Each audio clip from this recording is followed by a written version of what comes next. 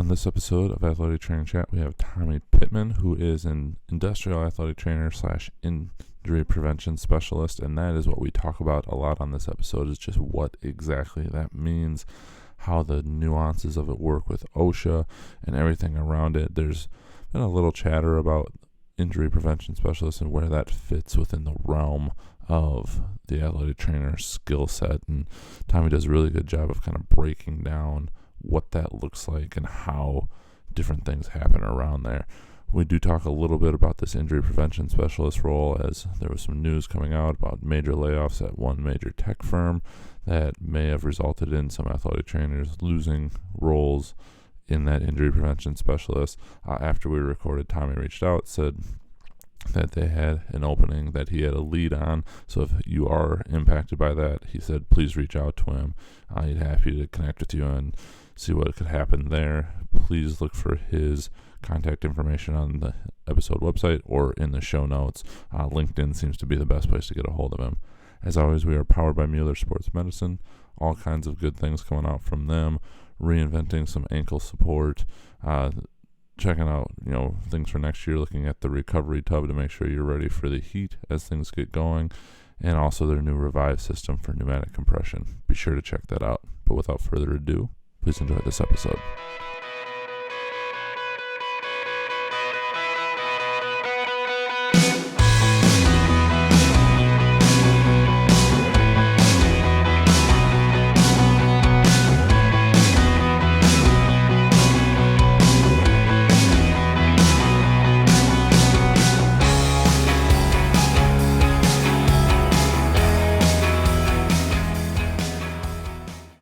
Welcome to this episode of Athletic Training Chat. We are on today with Tommy Pittman, who I connected with on Twitter. He reached out after I had been on an episode of the sports medicine broadcast and just kind of chatting back and forth. Saw he was in the role of injury prevention specialist slash industrial athletic trainer.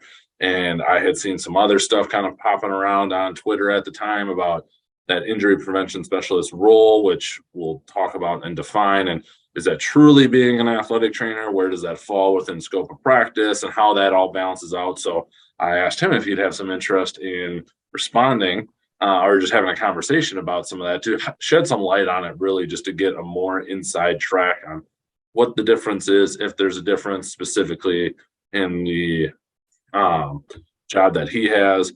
I think I haven't heard a confirmation on it, just with a big tech company who has had some injury prevention specialists having some layoffs. There might be some people that have lost their jobs. So just reaching out to them. Hopefully there's something else we can find they can get to get back into the game quickly, and hope those all return, because I'm sure they were invaluable. Other than that, Tommy, I wanted to turn it over to you, fill in a little bit of your background, and then we'll just kind of jump in to what you do and kind of the broader discussion and go from there. Oh yeah, for sure. So my name's Tommy. I from Georgia originally, now reside in North Carolina, in between kind of Greensboro and the Raleigh areas. Graduated 2018, my bachelor's in athletic training from Georgia College. Go Bobcats, as always. Gotta always rep them. Let's see. Right after that, went and got my master's there as well. Spent 2 years as a research assistant and doing PRN roles with different high schools, colleges in the area. And then about my last semester of grad school, reached out to industrial setting with a part-time position, traveling an hour or two away 1 day a week, which, man, I don't miss waking up at 3 a.m. to do that. I can imagine. Yeah. And then around the time of when COVID first happened, got laid off from that because no one was allowed inside any facilities. And then that position kind of went away. Company reached back out to me around August of 2020, said, hey, we have something open in Atlanta with a major distribution type company. And I said, sure, I'll do that. So packed up, moved to Atlanta. Worked that role for about close to 9 months, and then had an opportunity arise to do an internship with a nonprofit for a summer in a medical role. So I actually left the profession for about a year and a quarter, so about 15, 16 months to work in this role. Summers was the medical person on site as an EMT, had to get my national registry for that. And then worked in various roles there. Came back, got really interested in being back in the industrial setting again. So reached out and got a position offered to me with a company called Accelerate Therapy and Performance, clinic based out of Salisbury, that has this injury prevention specialist role in different areas across the country. It's really funny how I got the role. Just pretty much had an interview for a backup position, and then told them, "You got anything in the Carolinas?" And they said, "Yeah, we might get back to you." And then got offered the role a couple weeks later. So been in that ever since. Funny how those things work out. Yeah, all the time, just connections on connections. So the first question I had, and you can kind of share some of the nuance with it, is, the injury prevention specialist, in quotes, as its own role, which based on your job might be different than some of the other ones with, again, that large tech company that most people probably know what I'm referencing, but we won't shout them out too much, versus, the quote unquote industrial athletic trainer. If you see a difference in that, or kind of from your understanding, not having been in that other role, but maybe how it can utilize an AT's skills, but not actually be practicing it as an AT, if you could shed any light that you have on all of that, that would be fantastic. Right. So as far as because I've kind of operated in both roles a little bit, just doing some part-time stuff. It's, from what I've seen, it's the same thing. Just, I've noticed with injury prevention specialists, a lot of times, at least companies I've worked with hire other allied healthcare professionals than just athletic trainers. Some companies will hire just athletic trainers. Okay. But a lot of the same responsibilities I've seen. Let's see, one of the main ones, or main things, probably big similarities with the amount of stuff I can do in regards to OSHA responding to injuries, injuries evaluations, because technically as an injury prevention specialist, I'm not operating under my athletic trainer license. Okay. In a way. So I'm responding mostly as first aid per se. I don't remember if I had this in the kind of the questions, but you also referenced, I did. Kind of those OSHA guidelines. We're going to bypass one other one. What are some of the advantages or disadvantages or limitations? So backstory on my own, like, we're trying in kind of a multiple facets here. We're trying to do some work with the local fire department. We've been approaching that as a kind of tactical performance training thing from a strength and conditioning side, more focused, but doing some movement screening and some other like testing around it for research purposes. So all kind of within that scope. But then also an opportunity is potentially come up to work with a local industrial company to do soft tissue work on them, the specific kind that they've utilized other places that has some different things. And I've learned very little about OSHA in that regard, but like massage and soft tissue work seems to fall under first aid, which I thought was fascinating. And so you have there's some interesting kind of like wiggle room there, and we're still trying to get some other clarifications. But if you could kind of talk about some of those and just, the advantages of being that injury prevention and falling under OSHA versus maybe practicing under your full scope as an AT. Right. So it really comes down to a lot of times the type of injury is what I've noticed. Okay. So kind of not really just OSHA, but in general with a workplace, you have what's considered work-related injuries and non-work-related. So work-related, good example would be a lot of times low back injuries happen. So someone picks something up, like, ow, my back hurts from that. That would be considered a work-related injury, and then it would follow kind of with OSHA guidelines and first aid in response to that, which OSHA first aid essentially is like, hey, anyone can do this. It doesn't have to be just a healthcare professional. Okay. In OSHA terms. That's what they're saying, which still a little confused as how massage falls under that a lot of times, but I'm not going to argue it. That's fair. Yeah. But yeah, so with work-related type injuries, there's a whole list OSHA has of things like taping is very good. Any type of soft bracing or compression, so nothing with kind of like hard metal in it to stabilize. Gosh, what else? Massage is one. Different type. There's kind of a gray area it can be with different types of stretching and range of motion exercises I've noticed. So it can be considered a warm up. So people that do like pre-stretches at work. Okay. Things along those lines is given by the company as like a general guideline to do. So nothing very specific.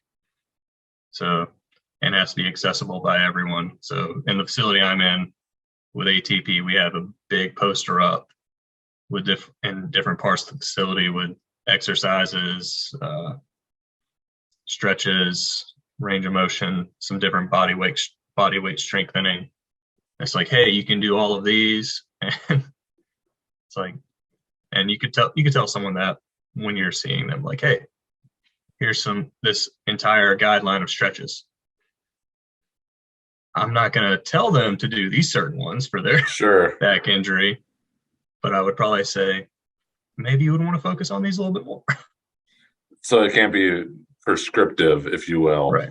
In terms of that. That's kind of where we've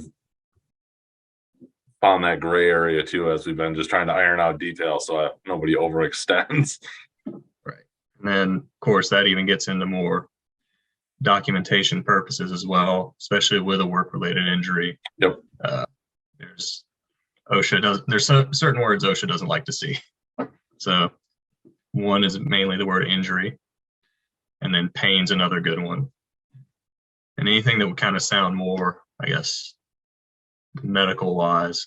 Some companies are okay with listing body parts, and then another one I've done part-time work with has said, like, don't even get too specific, saying like lats. Just say anything mid, lower back type deal. Fair. And then, so kind of to counter, it's kind of like learning a new language almost. So instead of saying injury, I'll say discomfort, or instead of pain, it's like they're having fatigue. It's really interesting to hear you say this, because as we've been working with our health counterparts within our clinic system, that's what he always says is everything he approaches, and he does it, I'm sure, from the OSHA standpoint, but he's also found it to work good with patients and just how they grasp on is, for him, it's always fatigue and discomfort. It's never any of those other words, which I find fascinating that I'm hearing the exact same thing from you. It is fascinating. It's so, because I catch myself speaking in it too.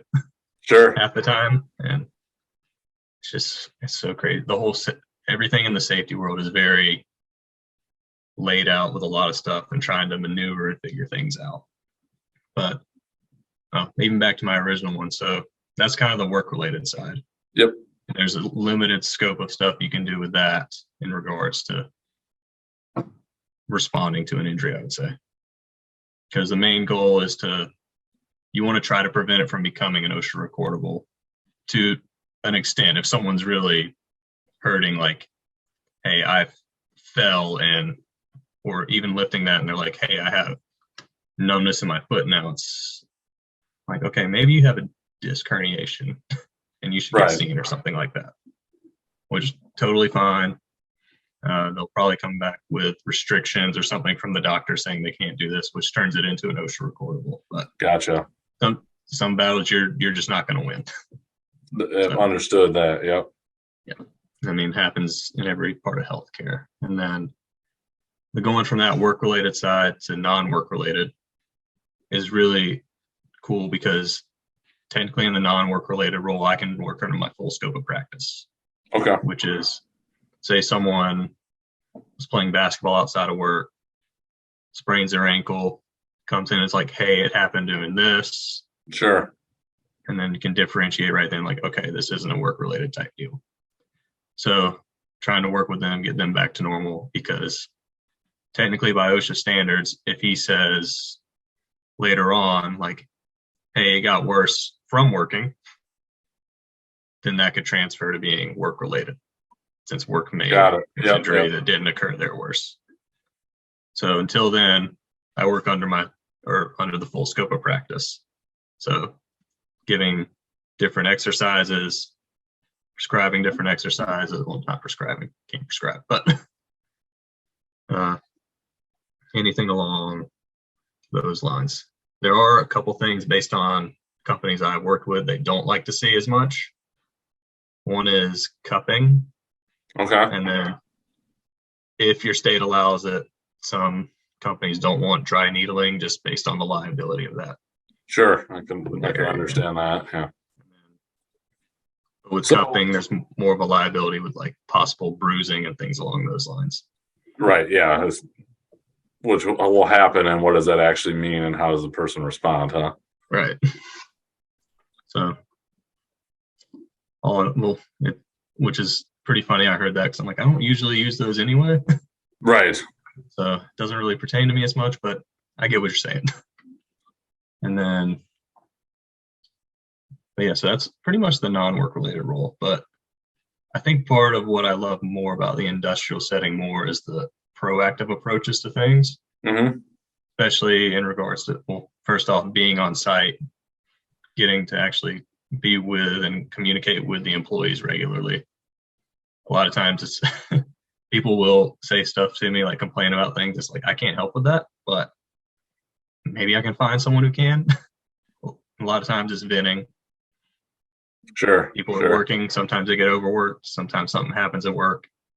So it's kind of like playing therapist a little bit, but not because I'm not giving them any advice. I'm just like, yeah, I hear you. Yeah. Sometimes that's as much as people need. Exactly. And then a lot of times, especially when taking care of any kind of discomfort, many times it's just giving people some TLC. Sure. So, but back to the proactive approaches, just a lot of things in regards to like ergonomics, especially with ATP.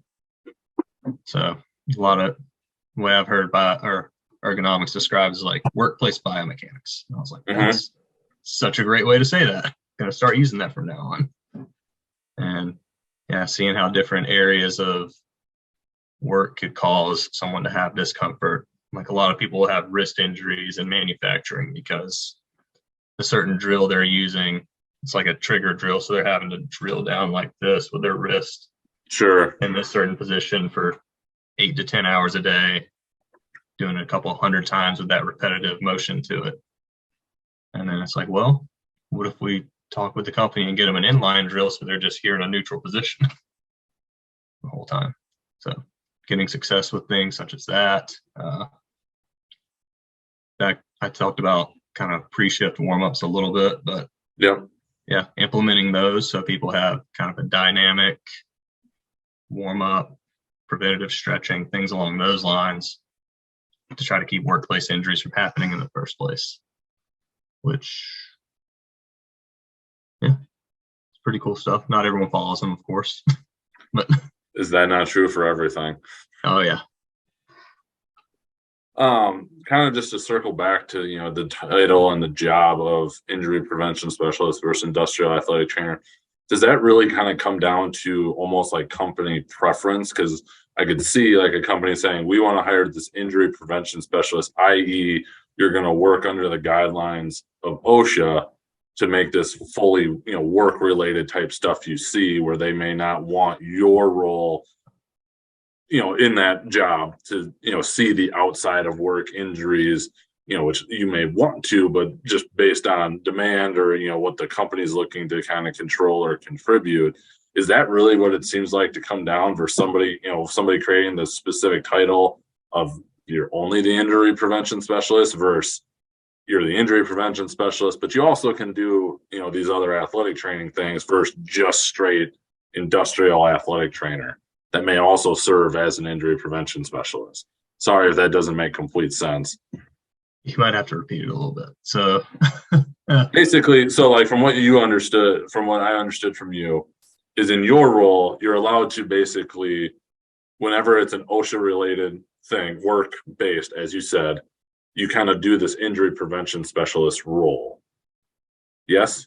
And Yeah, anything I'd say kind of so. proactive.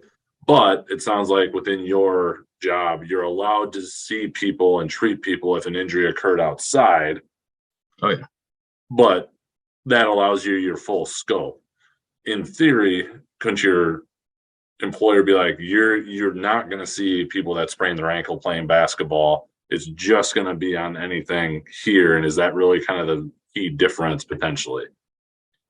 Possibly, I could see companies maybe doing that, but I know the vendors we work with, so like a company that ATP puts us on site with would rather us see non-work related injuries anyway, just to keep it from happening. I totally Yeah. understand that for the cost savings and potential cost savings that I'm having to go and do insurance and the whole bit.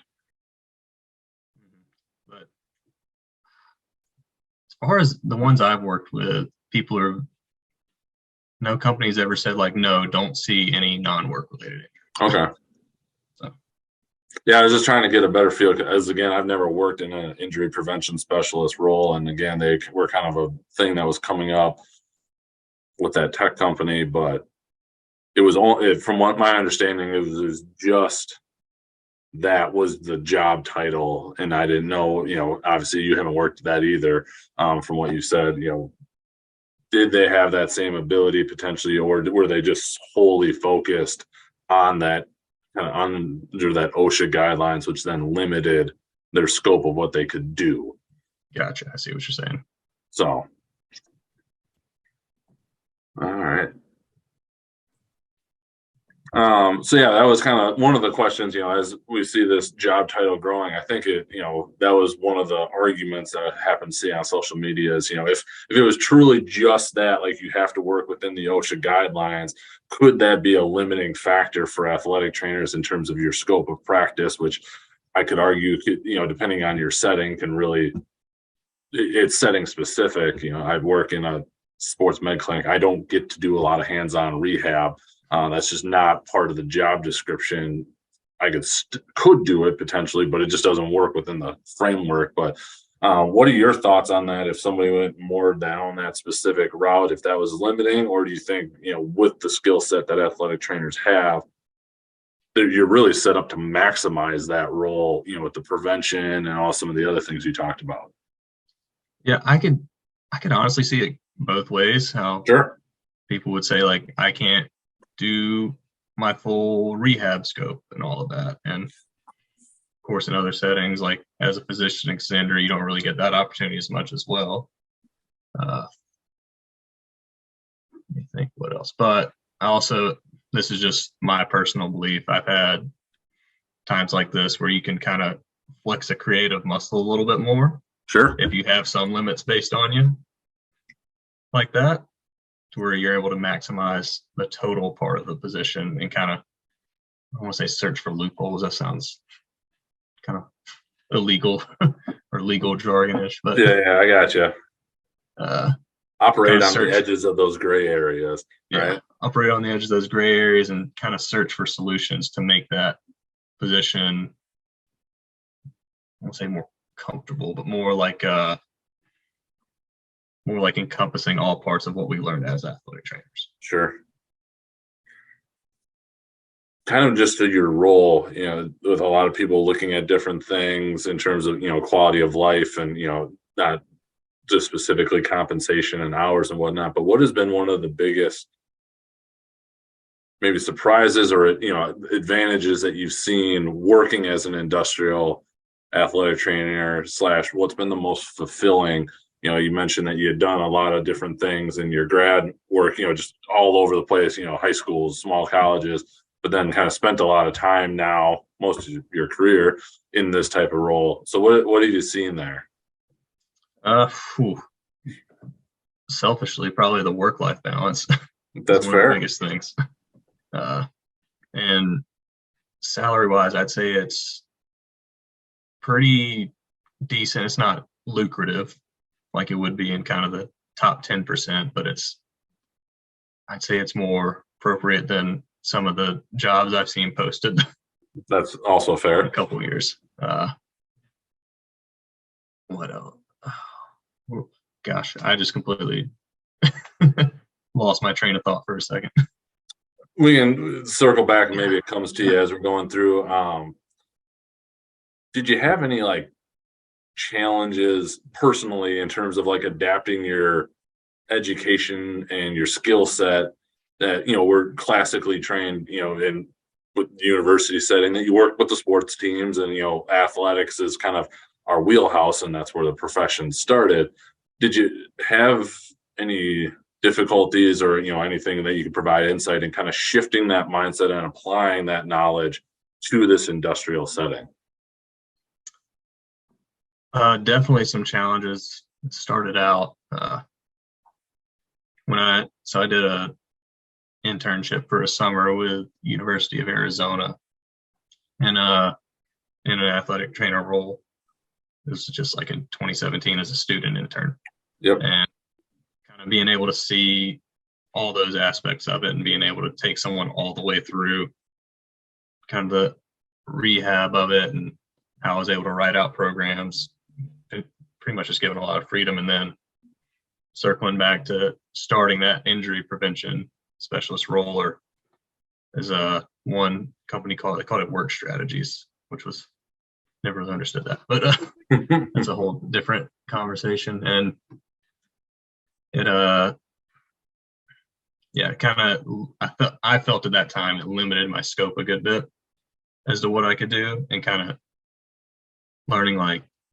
essentially just learning a whole new book and set of rules and what can and can't be done. So adapting to that mostly was probably the biggest challenge to start with. And then also probably another big challenge was not everyone in a facility is going to want to talk to you or knows exactly what you do. You tell them a couple hundred times and they're still going to be like, oh, you're just on the safety team. I can't tell you how many times people have said like, oh, you're the safety man. I'm like, nope, not that guy. I know that guy, but I'm not that guy.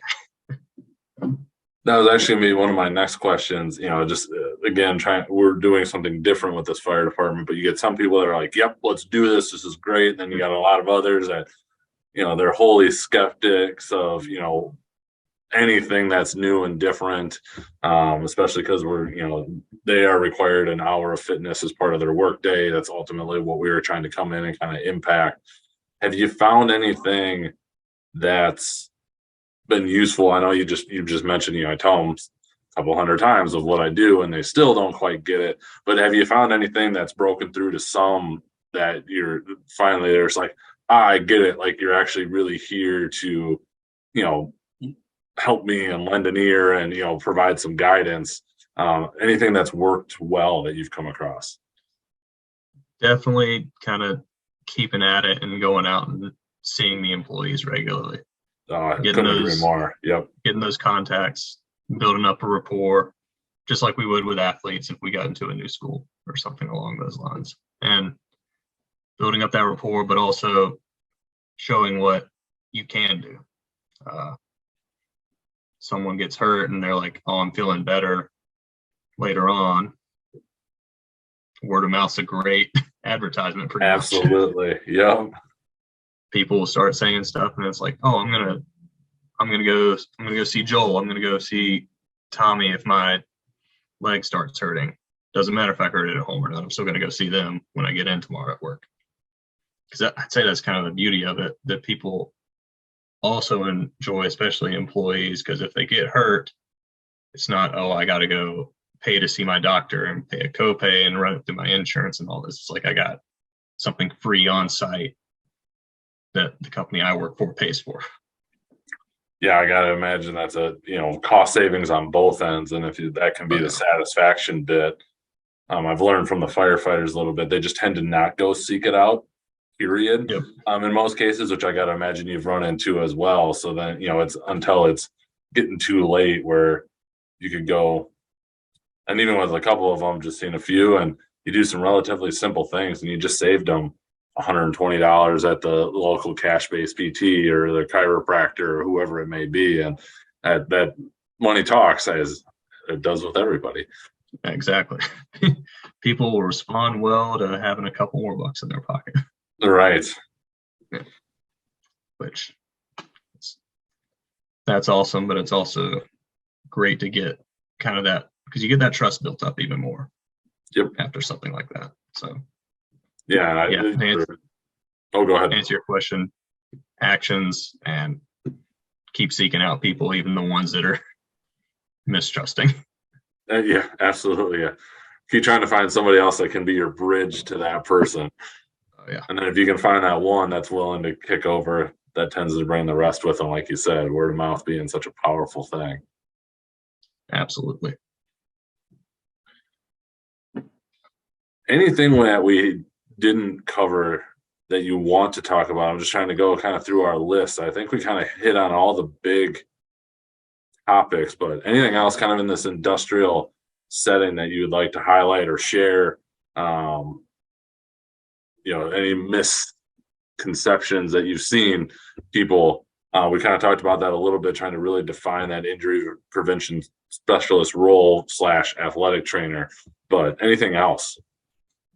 Yeah, I would say, because I've heard and seen of this, I haven't actually done it yet, but in some companies, if someone's had surgery or they've already had an OSHA recordable and someone's had not issues, but they still have to go through therapy or something like that, some companies will just let the athletic trainer do it who's on site and go through the full rehab process, which is something that's also really cool. I know one company that was in rural Georgia, nearest PT clinic or doctor's office is an hour away. Sure. Hour and a half away. And then they heard, oh, this guy's on site. He can do the rehab. So just letting them go through that. And that's kind of where the fun stuff happens too. Because I once heard a story about how the athletic trainer on site brought in like a putting green. And then him and the person that they were going through rehab just practiced putting for half the workday. They're working on proprioception. Interesting. That's just a fun way to say they just wanted to play golf. Yeah, I would agree with you there on that one. Like I said, anything else that you would want to cover before we jump into the athletic training chat questions?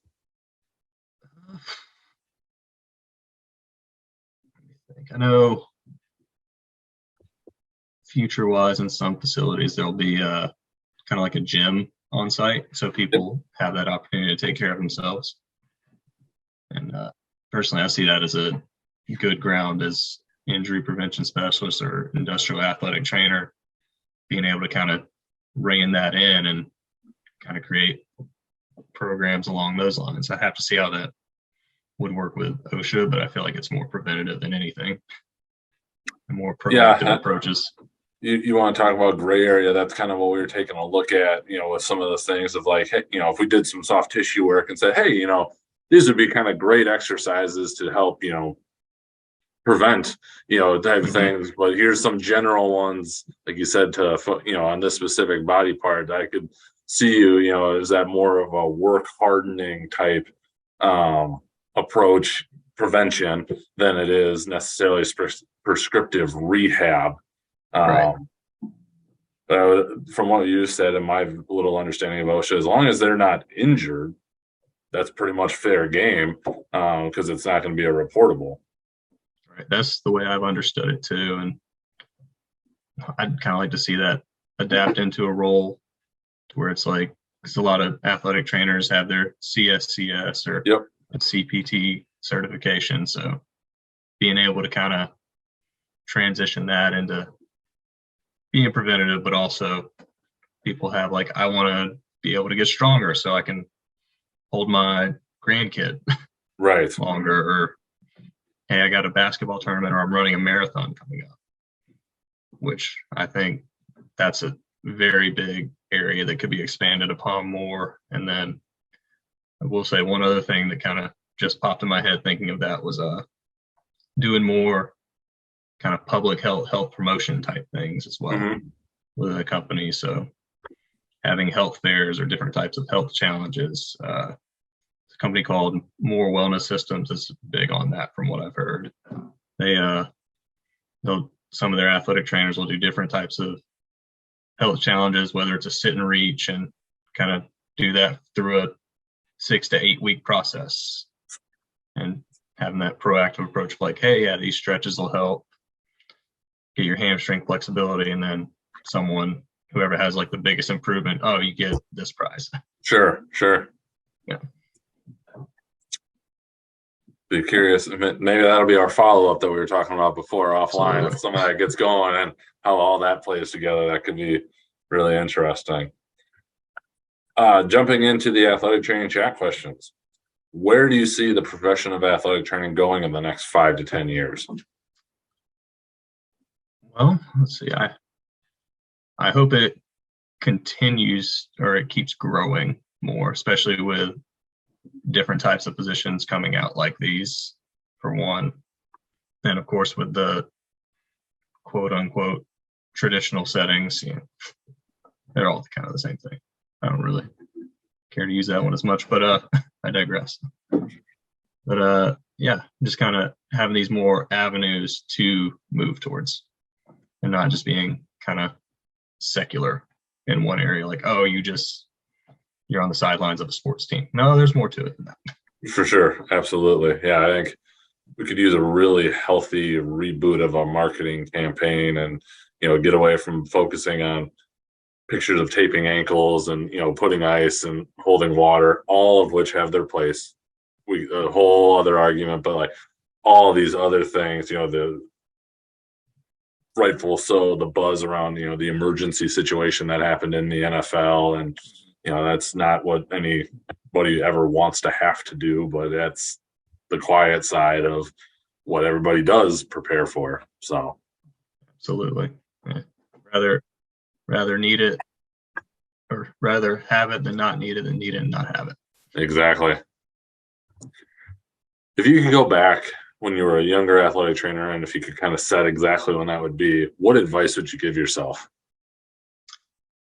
Ooh, gosh. Don't worry, you'll get through it. You actually do have a clue what you're doing, even though sometimes it doesn't feel like you do. That's fair, and I think probably very relatable. Oh yeah. What has been the most influential resource that you found in your career? Probably the different types of mentors and different clinical preceptors, things along those lines, and family also being one. Gosh, I'm going to sound like a Vin Diesel from Fast and Furious if I say that. I'm just going to drop a meme of me.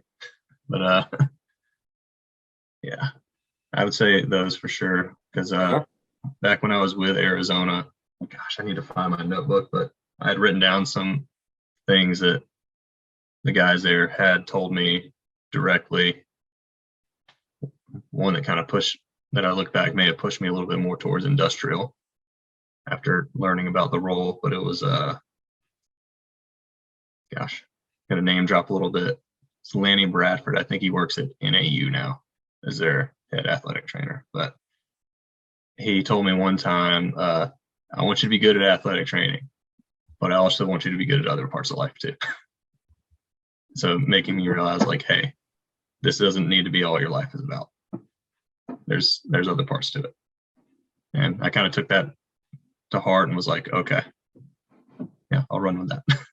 Yeah, I like that perspective on it. As an AT in your role, how do you take care of yourself? Well, lately not as well, because I haven't been sleeping as much, but trying to find ways to sleep, decrease that burnout, and try to make things kind of more new, I guess, a little more fresh. Okay. So yeah, one of those is volunteering. So I volunteer with that nonprofit still in a different role. Okay. And being able to mentor to high school kids that way, adolescents, and what's another one? I mean, even be able to just with the amount of time I have if I want to reach out in a PRN role and cover some games, which I've done already.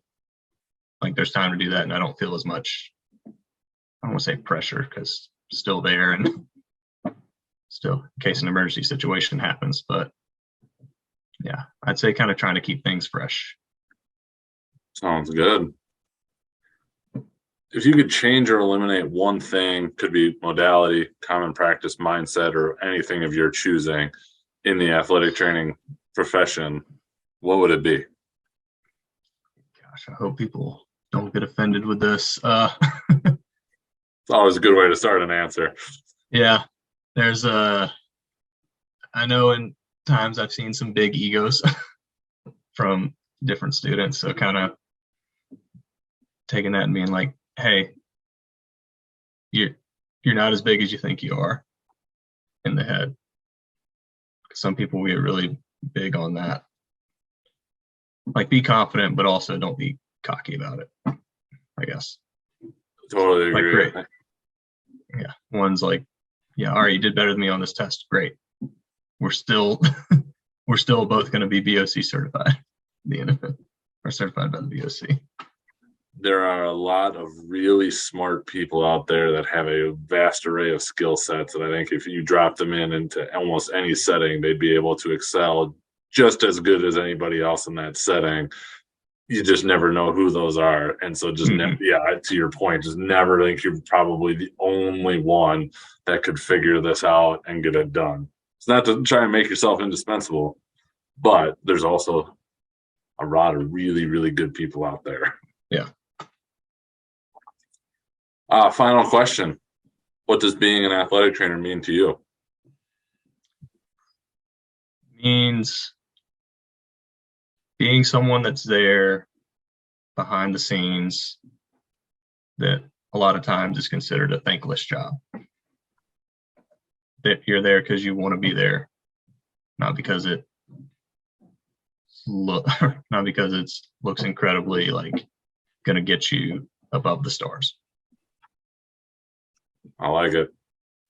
Short and concise, but good. As we kind of wrap up, if people wanted to connect with you, if they're interested in the industrial setting, what would be the best way for them to connect with you?